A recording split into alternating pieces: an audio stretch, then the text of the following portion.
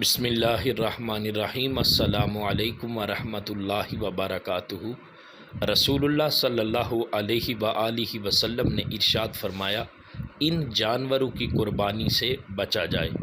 ایسا لنگڑا جانور جس کا لنگڑا پن بالکل عیاں ہو، ایسا کانا جانور جس کا کانا پن واضح ہو، ایسا بیمار جانور جس کی بیماری ظاہر ہو، ایسا لاغر کمزور جانور جس کی ہڈیوں میں گودا موجود نہ ہو۔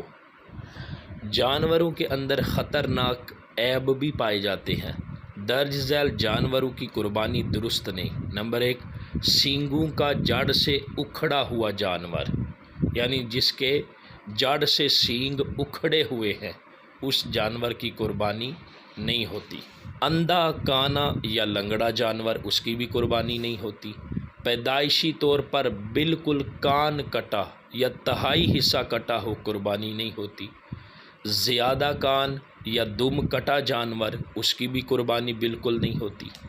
ایسی بیماری یا کمزوری کہ جانور قربانی کی جگہ تک چل کر نہ جا سکے، اس جانور کی بھی قربانی نہیں ہوگی۔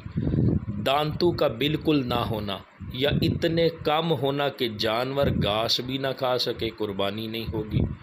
اس حد تک پاگل پن کہ جانور چارہ وغیرہ بھی نہ چر سکے۔ Thanks for watching.